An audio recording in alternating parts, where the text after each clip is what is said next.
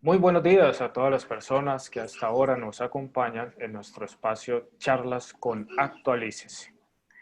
A esta hora 11 de la mañana nos acompaña el doctor Andrés Acero, quien es contador público y especialista en revisoría fiscal de la Universidad Militar Nueva Granada, con estudios en Derecho Laboral y Seguridad Social, vinculado desde el año 2011 a la Unidad de Pensiones y Parafiscales UGPP, donde actualmente es coordinador de fiscalización y capacitación en esta entidad.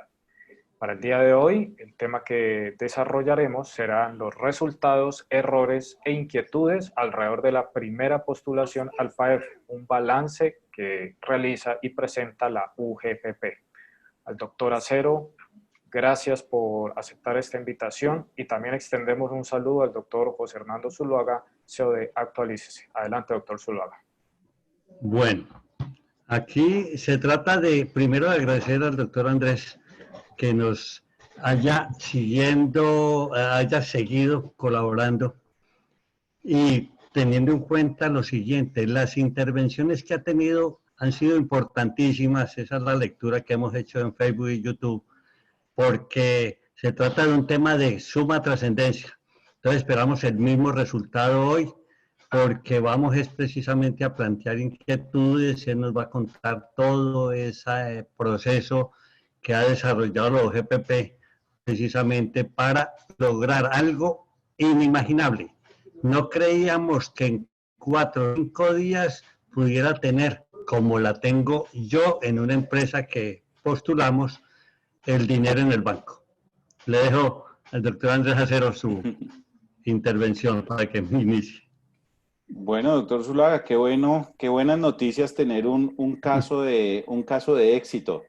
Dentro de los muchos que hay, efectivamente, desde la unidad, como lo planteamos en un comienzo, estábamos volcando toda nuestra entidad a este beneficio con el objetivo de poder cumplir a la mayor brevedad, y creo que todas las instituciones del gobierno que interactúan en el mismo están trabajando sin descanso, hemos venido trabajando sin descanso para que podamos dar los resultados que estamos teniendo. Ya, pues podríamos decir que al día de ayer, con corte al día de ayer, ya hemos dado conformidad a más o menos 104.068 solicitudes, alrededor de 104.000 solicitudes, que benefician a un total aproximado de 533.000 trabajadores y que representan alrededor de 187.000 millones de pesos en recursos para ser dispuestos en los postulantes. ¿Qué ha sido muy bueno? Pues sin duda alguna ha habido una coordinación muy alta entre las entidades financieras, quienes han sido muy juiciosas al momento de recibir los recursos por parte de las postulaciones por parte de los empleadores. Han dado todas las herramientas para que ellos puedan hacer esta postulación. En algunos casos no es tan fácil como se esperaba, pero creo que como lo dice el doctor Zuluaga, en 4 días hacer esto, en tan poco tiempo a sacar esto adelante, pues creo que ha sido una demostración de que sí es posible. Y pues que nos iremos ahí afinando algunos aspectos ya para este segundo periodo de postulación que inició el 1 de junio y que va hasta el 17 de julio. Todavía estamos revisando muchas de las postulaciones. Recuerden que de acuerdo a las fechas establecidas tenemos hasta el día de hoy para estar emitiendo las certificaciones de conformidad a las entidades financieras, y las entidades financieras tienen hasta el día de mañana para estar enviando al Ministerio de Hacienda, al Tesoro Nacional, las cuentas de cobro para que desde allí se autorice ese desembolso de los recursos en la entidad financiera, y posteriormente la entidad financiera, el día hábil siguiente, deposite estos recursos en las cuentas de los postulantes. Ese es, recordemos que es el mecanismo, es lo que está establecido. Como les decía, podríamos estar hablando más o menos de unos 4 días hábiles, 4 o 5 días hábiles entre la fecha límite, que es el 4 de junio, para trasladar estos recursos a las entidades, al Ministerio de Hacienda, y que el Ministerio de Hacienda esté disponiendo los recursos en la cuenta del banco para que el banco haga el depósito en sus cuentas. Eso es a grosso modo, doctor Zuluaga, cómo vamos en cuanto a los reconocimientos que ya están dando digamos que los conceptos de favorabilidad por parte de la UGPP, que era esa primera parte importante y que era lo que más nos tenía a todos angustiados de si sí iba, lo manifestaba usted en días pasados, ¿será que eso sí va a funcionar? Y sí, afortunadamente, pues nos ha funcionado y ahí estamos saliendo adelante. Bueno, entonces empiezo por preguntarle, doctor Acero, ¿en qué casos han tenido dificultades? Usted hizo el comentario ahora, generalizando, ¿en qué casos han tenido dificultades para la favorabilidad de algunos postulantes? Bueno, digamos que ahí tenemos varios aspectos que es el cumplimiento de los requisitos. Les había hecho yo mención en días pasados en las intervenciones, eso tan importante de diligenciar correctamente el formulario. Creo que vuelve o nos sucede algo que muchas veces nos termina generando errores, y es que no leemos adecuadamente las postulaciones de las preguntas que nos están haciendo. Entonces, en esas preguntas donde nos dicen, ¿usted tiene participación del Estado, de la Nación o entidades descentralizadas superior al 50%? Pues la respuesta correcta, ¿cuál es? No, ¿cierto? Pero hemos encontrado formularios en los cuales nos colocan que sí. Y entonces, pues automáticamente, pues usted se está diciendo que tiene participación de la Nación o de sus entidades descentralizadas igual o superior al 50%, pues ya no es una de las condiciones para no acceder al beneficio. Entonces, hay que tener mucho cuidado con esas preguntas. Estamos encontrando también formularios en los cuales a quienes les aplican los dos métodos de reducción del ingreso superior, igual o superior al 20%, nos marcan las dos con que sí les da la reducción por ambos métodos. La instrucción es clara, tiene que marcar uno solo de los métodos. No importa que en el mes de mayo haya marcado el método 1 y en este le dé el método 2, no importa. Lo que importa es que solamente debe hacer una marca. Entonces, sí tenemos problemas con el formulario de postulación, porque está quedando mal diligenciado, y a pesar de que algunas entidades financieras se han colocado algunas mallas de validación, por así decirlo, y algunas alertas, pues las mismas no podemos hacerlo restrictivo a que si no coloca lo que debe colocar, entonces no postula el beneficio, porque pues sería coartar la libertad. Entonces, hay que tener mucho cuidado con esto. Doctor Acero, ¿qué le pasa a los postulantes que cometen ese tipo de error? ¿Qué le pasa a esa postulación?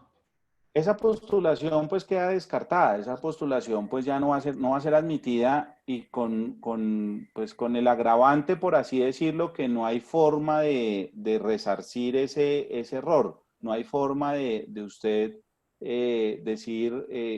dar la oportunidad de corregirlo. Entonces, ¿qué es lo que va a pasar? Que se pierde ese beneficio para ese periodo, pues le quedan la oportunidad de acogerse a los dos beneficios siguientes, es decir, a las postulaciones de los meses siguientes, pero ya se pierde la oportunidad del beneficio del mes de mayo, que era correspondiente al mes de abril.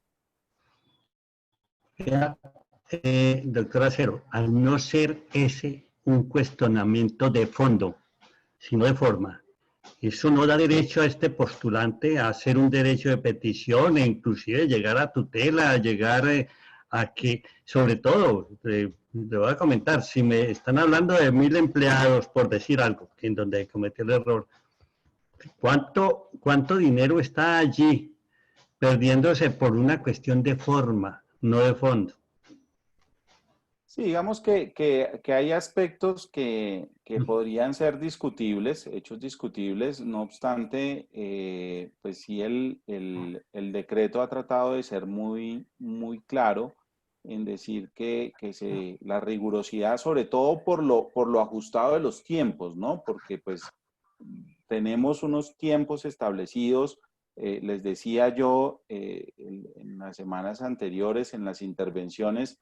Aquí no hay afán de la postulación en cuanto a la fecha límite, porque muchos salieron el 22 de mayo a hacer su postulación y dijeron, pues el que, como dice el cuento, el que primero se arrodilla de primera se confiesa, y desafortunadamente aquí no se atendieron bien esos criterios. Entonces sí, creo que el llamado es a diligenciar muy bien ese formulario porque desafortunadamente, como está contemplado en el decreto, no da lugar a refrendar o a corregir o a subsanar esas inconsistencias, sean de forma o sean de fondo, ¿cierto? Por ejemplo, una que es de fondo es marcar que tiene capital del 50% más. Entonces, pues al final del día, o que cumplió con, digamos que por ejemplo, de forma, podría decir que cometió un error en el número del NIT. Digamos que hay algunas que podrían llegar a ser subsanables, pero en lo que está contemplado en el decreto no está, y por ende, pues nos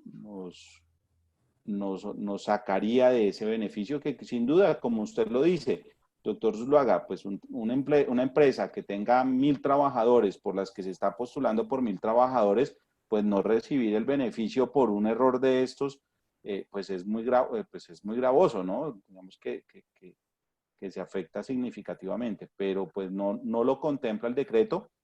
Habrán sin duda alguna algunos recursos que se podrán presentar, eh, y pues tocará esperar cuáles serán las decisiones que se adopten de esos recursos a los que se acude. Bueno, de esos hechos, errores, como si hiciéramos un listado de cuáles son subsanables y cuáles no, si son subsanables, ¿cómo se subsana? Con Bueno, otra digamos que presentación. claro, digamos que aquí en algunos casos, pues sería subsanable pues con la presentación de un nuevo formulario, ¿cierto? Creo que las entidades financieras bancarias han tratado de ser lo que he escuchado, algunas han tratado de colocar algunas validaciones para tratar de mitigar los errores, ¿cierto? pero, pero pues habría que ver en qué casos es que efectivamente se cometió ese error, y el hecho de ser subsanable, por ejemplo, en la corrección de un formato, ¿no? Digamos que aquí hablaríamos del formato de postulación, que al final del día es el primer y único filtro, digamos que el primer filtro que hay que tener. Entonces, pues digamos que cosas como el número de identificación del representante legal, porque ahí nos lo pide, que a veces se cometen esos errores por los afanes. Como les decía, el no registrar al representante que corresponde o a la persona que corresponde, que tiene esa potestad para firmar, o el colocar precisamente una de las marcas donde usted automáticamente queda descartado el beneficio, pues es importante digamos que podrían ser cosas que se podrían subsanar, ¿cierto? Eh, Sin embargo, pues no está contemplado, y pues eso sería lo que, donde más tendríamos que tener cuidado. Por ejemplo, hay una pregunta que también dice, ¿ha presentado esta misma solicitud ante otra entidad financiera? Entonces, si usted coloca que sí, pues automáticamente el sistema lo va a eliminar. por más que, no solamente porque usted haya colocado, respondido que sí, sino porque en el cruce general que vamos a hacer, que estamos haciendo nosotros, en el momento en el que identifiquemos esto, pues usted efectivamente va a ser solicitado de la devolución de los recursos o inclusive se le puede negar los recursos, ¿sí? Por ejemplo, el doctor Zuluaga nos decía ahorita que tiene una empresa de éxito en la cual ya le hicieron el desembolso de los recursos. Por ejemplo, si esa empresa se hubiese postulado, me imagino que se postuló en los primeros días de las primeras fechas, el 22 de mayo, ¿cierto? Y después vemos en la postulación, por allá el 29 de mayo, en las postulaciones, vemos que también otra vez se había postulado, posiblemente ya otorgamos el beneficio, ya dimos el visto favorable en esta primera parte, pero luego cuando hagamos la validación nuevamente la encontramos y digamos, oiga, pero volvió otra vez a presentar la postulación, eso automáticamente la excluía del beneficio y nos toque informarle que por favor la devolución o la restitución de los recursos porque incumplió uno de los requisitos. Hay que tener mucho cuidado con esto para evitar esos riesgos. Está la posibilidad de que esta persona vuelva a hacer este formulario. No existe en la normatividad. ¿Cómo se hace en ese caso? ¿Cómo hace la UGPP para poder tomar esa decisión? Pues sí, digamos que sí existe. O sea, el que yo me postule 2 veces al beneficio. No es ese caso, no, es el caso de los errores.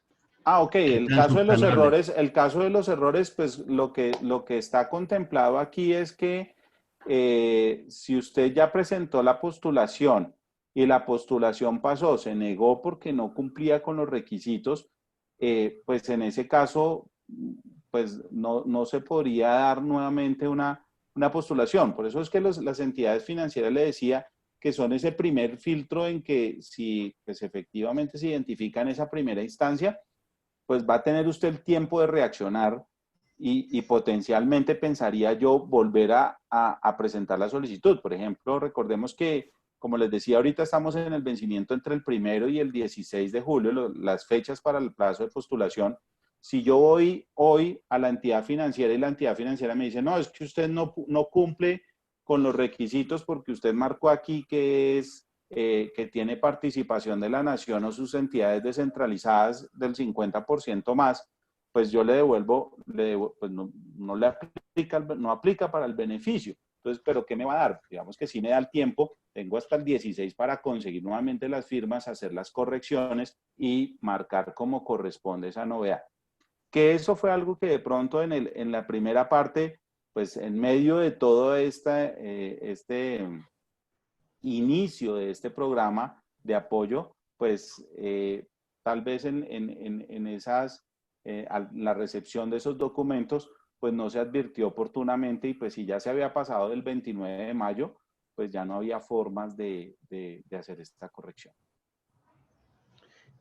Otra pregunta, doctor Acero. ¿Con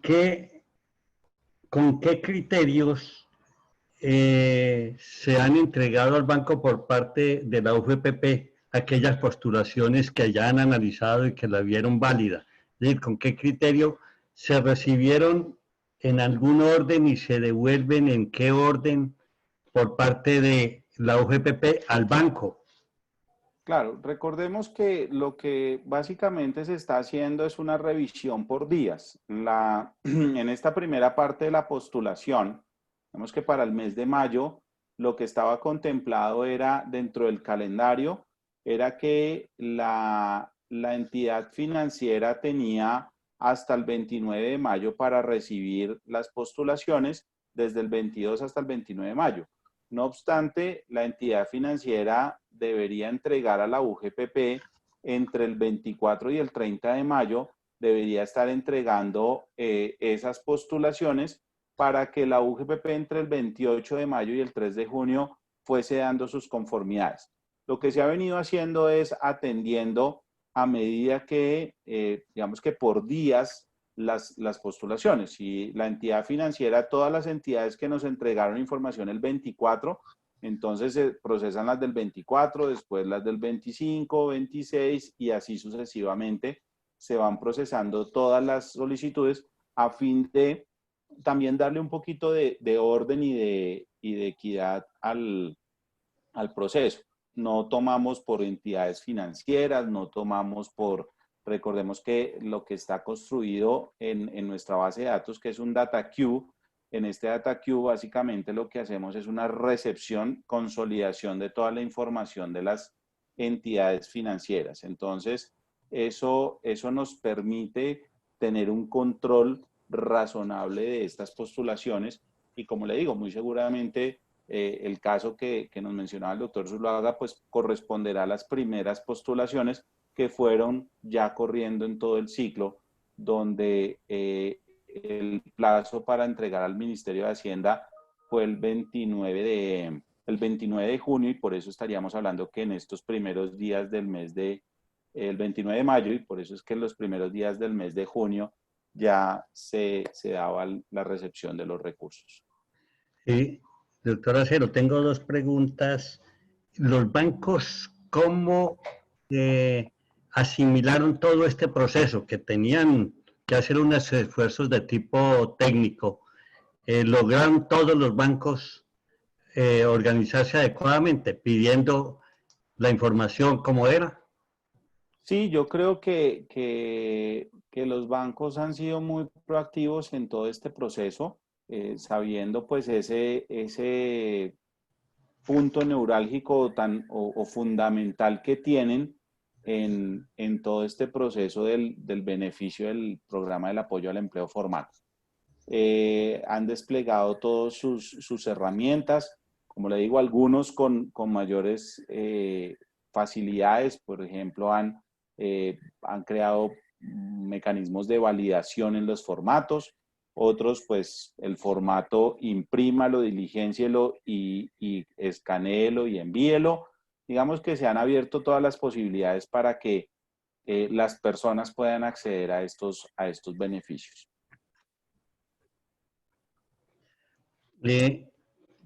Usted decía ahora, antes, que en este momento se habla de que han entregado para que los bancos paguen 187 millones. ¿Será que entonces esto les va a resultar más económico que los 2 billones de pesos que tenían presupuestado? Doctor Zulaga, yo creo que, bueno, los 2 billones hablamos de todo el programa, ¿no? Los tres meses del programa, entonces hablamos de todo el paquete. No, Perdón, y no, hablamos hablan de de 6 billones, entonces, por mes, perdón, sí, por mes, porque son 6 billones más o menos lo que sí. está programado. Ahora bien, faltan muchas postulaciones por analizar. Pues si vemos, estamos hablando de alrededor de 104,000 solicitantes. Entonces, sin duda, pues y estaríamos hablando que hasta el día de hoy estamos recibiendo estas conformidades y entonces dentro de este análisis podemos tener un número significativo de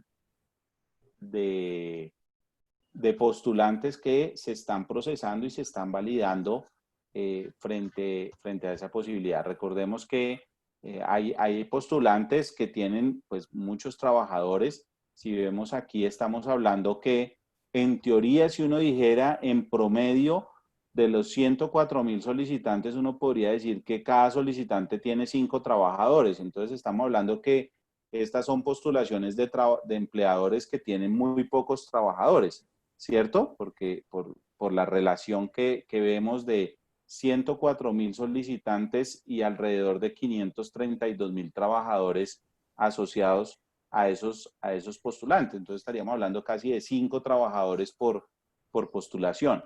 Entonces, muy seguramente ya estamos entrando en esa fase donde estamos analizando las empresas que tienen bastantes trabajadores, donde un solo postulante puede ya tener 1,000, 2,000, 3,000 trabajadores y eso ya nos genera allí, pues empieza a ser potencial esa cifra que vamos a revisar. Entonces, en estos días, sí, vamos a ver que muy posiblemente se empiecen a dar unos incrementos potenciales en esos valores de reconocimiento del PAE. Bueno, doctora Cero, entrando ya a unas preguntas de las cuales ya le habíamos hecho comentario. Entonces, tengo la pregunta. ¿Postularon las cooperativas de trabajo asociado y ellos pidieron postularon por sus trabajadores asociados, no por sus empleados que trabajan en la cooperativa, sino por sus trabajadores asociados? Pues las cooperativas de trabajo asociado podrían haberse presentado, haberse postulado al beneficio, ¿cierto? Digamos que ellas entran, se postulan al beneficio y nosotros, ¿qué estamos validando? Pues estamos validando el reconocimiento por los trabajadores. Posiblemente ellas están esperando, las cooperativas de trabajo asociado, que se les reconozca por sus trabajadores asociados. Y ya lo habíamos mencionado que por estos trabajadores por esos trabajadores asociados, bajo la clasificación que está dada para ellos como asociados, pues no van a tener este beneficio, no está contemplado dentro del decreto que se les reconozca ese beneficio por sus trabajadores asociados, sino solamente por los empleados. Aquí podríamos hacer énfasis en ese tipo de cotizante que aparece en la planilla integrada de liquidación de aportes, que es el tipo de cotizante dependiente, ¿cierto? Porque el tipo de cotizante de trabajador asociado es diferente y pues por eso no habría el reconocimiento para este grupo. Este trabajador asociado puede estar en una empresa trabajando y entonces en esa circunstancia esa empresa sí puede incluirlo como trabajador. Debe estar. No aplicaría porque recordemos que la figura del trabajador asociado, lo que hay es un acuerdo, un contrato entre la cooperativa de trabajo asociado y la empresa, ¿cierto? Donde la cooperativa de trabajo asociado envía a sus trabajadores asociados a desarrollar una función. Pero el trabajador asociado depende directamente de la cooperativa de trabajo asociado. Digamos que es que en esa figura por la ley 1233 del 2008, dentro de esa posibilidad asociativa, ¿cierto? Entonces, pues prácticamente en teoría, de acuerdo con lo que establece la ley 1233 del 2008, pues yo soy un trabajador asociado a esta cooperativa, básicamente todos ganamos o todos perdemos, por así decirlo, ¿cierto? Difiere un poquito de la filosofía veía ayer esa intervención del doctor Miguel frente a las empresas de servicios temporales, que allá sí se habla que es un trabajador en misión, pero él es trabajador de la empresa de servicios temporales. Digamos que son dos connotaciones totalmente diferentes. Y por eso los trabajadores no quedaron contemplados. ¿Por qué? Porque la norma o el decreto 677 que modifica el 639 me habla específicamente que deben aparecer como empleados. Entonces, en ese orden de ideas, si no aparecen como empleados, pues no voy a poder aplicar a este beneficio. Entonces, fundamentalmente en ese ejercicio que podría llamarse intermediación, si queremos llamarlo acá, las características de las empresas de trabajo asociados son totalmente distintas de las empresas de servicios temporales. Sí, claro, sí, señor. Digamos que lo que ¿Por qué estableció estas sí tienen ese derecho? Señor. ¿Por qué estas sí tienen ese derecho? Las empresas de servicios temporales. ¿Por qué se contempló? Porque los trabajadores en misión son realmente trabajadores de la empresa de servicios temporales, que va a una delegación de unas funciones a esa empresa usuaria, ¿cierto? Pero al final del día, ayer decía el doctor Miguel algo muy interesante que me parecía a mí un ejemplo, y decía, el papá sigue siendo la empresa de servicios temporales, el papá no es la otra empresa, la empresa usuaria, sino que solamente va como con una delegación de esas funciones o de esa actividad que va a desarrollar, ¿cierto? Y aquí es una subordinación, básicamente hay una subordinación de este trabajador en misión de la empresa de servicios temporales. Difiere de las cooperativas de trabajo asociado, porque dentro del carácter asociativo, pues por eso le decía, todos hacemos parte de esta cooperativa de trabajo asociado y todos aquí ganamos o todos perdemos, mejor dicho. Ese es el carácter colaborativo, el carácter asociativo que tiene el espíritu de esa ley 1233 del 2008, que fue la que reguló el tema de las cooperativas de trabajo asociado.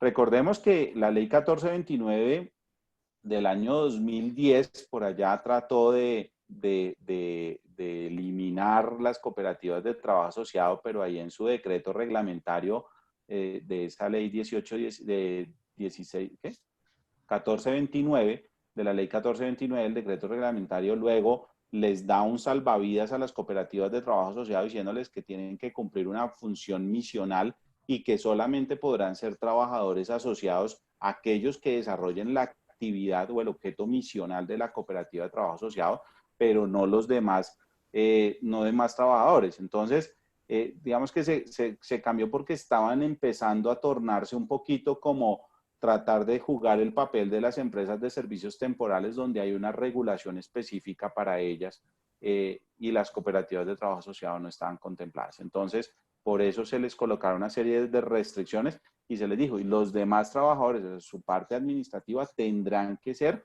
trabajadores que se rigen por las normas del Código Sustantivo del Trabajo. Ayer el doctor Miguel Pérez hablaba de el pleno derecho que ellos tienen a postular. Al contrario, hay abogados que ya están preparados, es decir, para un poquito se lo anticipo a la CPP, que están preparando sus demandas con fundamento en el artículo 23 del Código Laboral. O sea que ellos se supone que no se está cumpliendo el numeral 2 de las 3 condiciones que se hay para ser empleado o trabajador. Entonces eso es una posición que tienen algunos abogados y que dicen lo vamos a discutir, ya tenemos previsto hacerlo y uno es bastante reconocido que lo hemos tenido como conferencista y dice ellos no tienen el derecho. Sin embargo, a mí me parece, después de escuchar al doctor Miguel Pérez ayer, que parece que sí tienen ese derecho. Que va a ser discutido, eso es otra cosa. Sí, digamos que ahí hay unos entendimientos muy claros y creo que específicamente esta posibilidad de las empresas de servicios temporales pues está muy normado, está muy digamos que cubierto por la ley, donde este carácter de empleado para de estos trabajadores en misión está dado. Ayer el doctor Miguel Pérez sin duda lo exponía, él lo tiene muy claro allí, siempre lo ha manifestado, nos lo ha manifestado nosotros como UGPP, donde hemos tenido mesas de trabajo con el gremio y con el sector. Entonces, tenemos muy claro que bajo las premisas establecidas, perfectamente lo podrían aplicar y se les otorgará el beneficio bajo lo que está establecido y lo que expidió el Ministerio de Hacienda dentro de el decreto y el Gobierno Nacional a través del decreto y el Ministerio de Hacienda con la resolución 1129.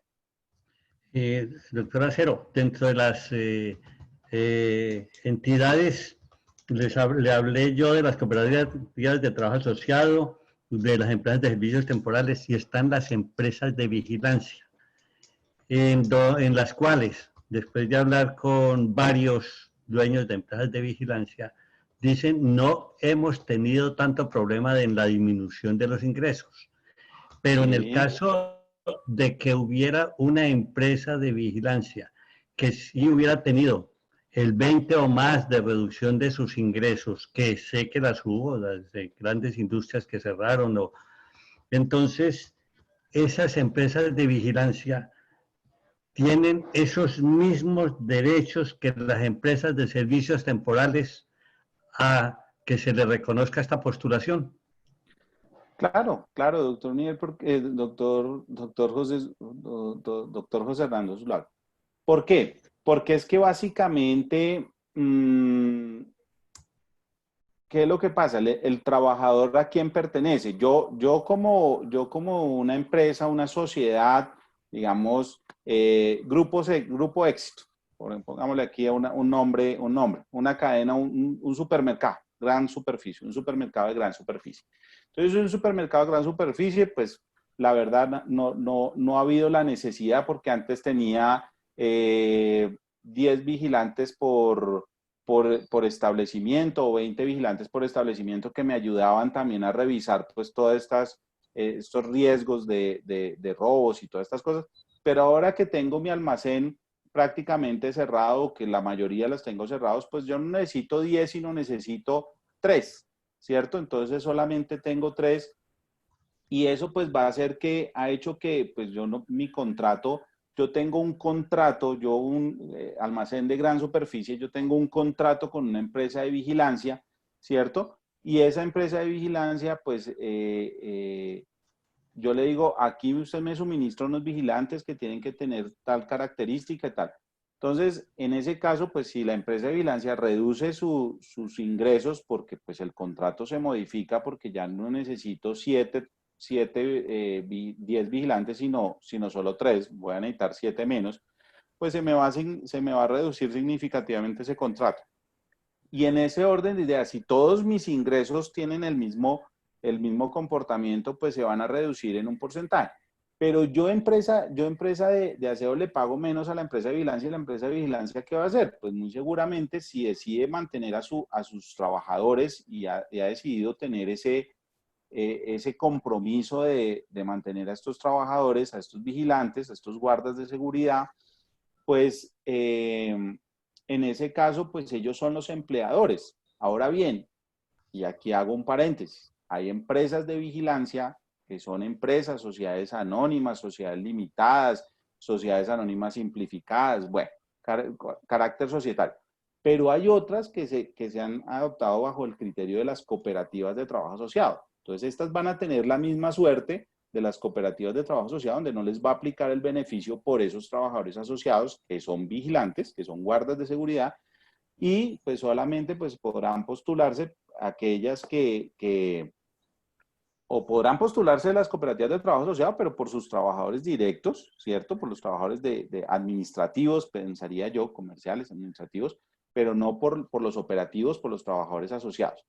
Y las otras que son limitadas, sociedades anónimas simplificadas, pues estas sí podrán postularse por esos trabajadores a los cuales se les esté pagando la seguridad social.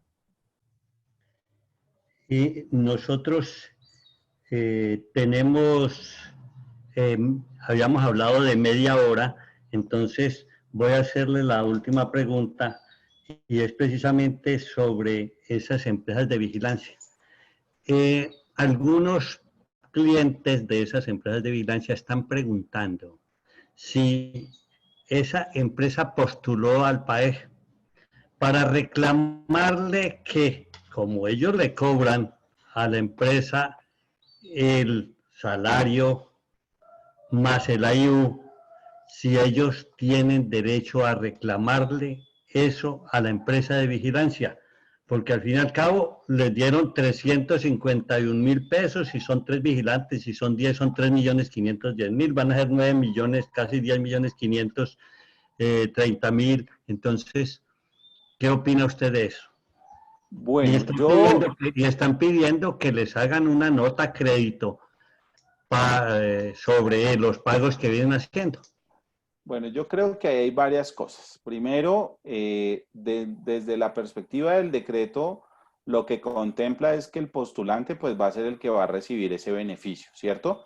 Ahora bien, ¿qué va a pasar de ahí hacia abajo? Es decir, de ese postulante con sus clientes, por ejemplo, en este caso, que son empresas que prestan un servicio de personal y que al final del día lo que cobran es ese personal más lo que usted dice, una IU o un valor adicional, pues entendido como un valor adicional por esa gestión. Eso nos va a pasar con las empresas de vigilancia, nos va a pasar con las empresas de aseo, donde también, por ejemplo, esa situación se puede dar, ¿cierto?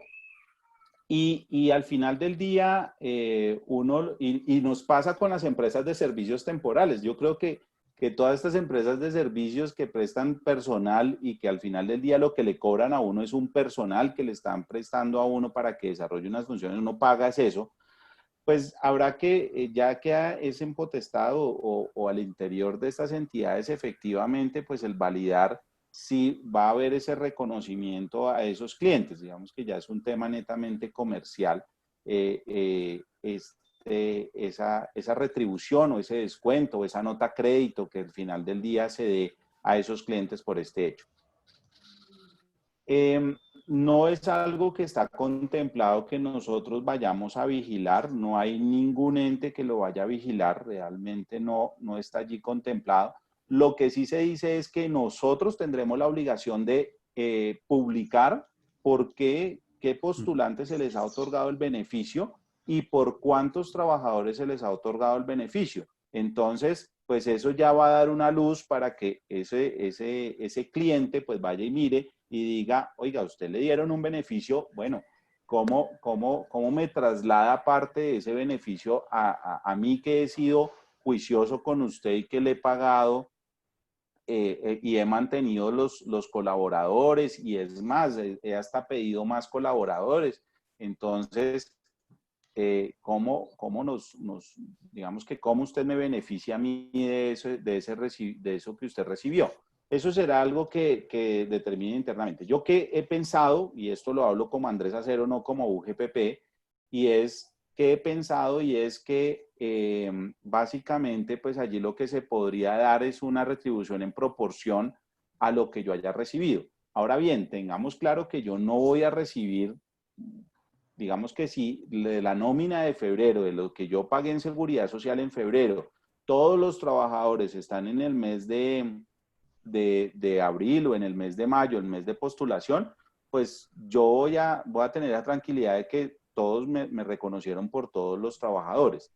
Pero existe la posibilidad de que en estos tiempos hayan entrado trabajadores nuevos, que esos trabajadores nuevos sean los que usted envió allá a esa empresa, a ese cliente para que le prestaran una labor. Entonces es posible que no me reconozcan por todos los trabajadores. Entonces, ¿qué es lo que en razón a ello hemos pensado nosotros desde la UGPP? Y es suministrar a las entidades financieras un documento o un archivo en el que se diga por cuáles postulantes, o sea, de los postulantes, por cuáles trabajadores se hizo el reconocimiento. Recordemos que cuando se reconozcan, por ejemplo, de los coincidentes, cuando se reconozcan adicionales, estos van a ser reconocidos de forma aleatoria. Entonces, en ese orden de ideas, pues vamos a reportarles cuáles fueron los que se reconocieron para que asimismo, en dado caso, se evalúe al interior ese reconocimiento o ese traslado a ese tercero. Bueno, le quedo muy agradecido. Mañana nosotros tenemos, esta es la primera pregunta de 50 que preparé. Entonces mañana continuaremos y el viernes, mañana a las 9 de la mañana y el viernes creo que también a las 9 de la mañana. Entonces, correcto, sí, Carlos va a dar la despedida y quedo muy agradecido, doctor Acero. Igualmente, doctor Zuluaga, muchas gracias. Al doctor Acero, muchísimas gracias por estar de nuevo en charlas con Actualícese. Nos reencontraremos entonces el día de mañana. Muchas gracias, doctor Zuluaga. Esperamos pues que estas dos charlas del día de hoy hayan sido muy útiles para toda nuestra comunidad contable y de profesionales que nos acompañaron a las 9 y a las 11 de la mañana. Que tengan un resto de día muy positivo y nos vemos el día de mañana a partir de las 9 de la mañana. Muchas gracias. Chao, chao.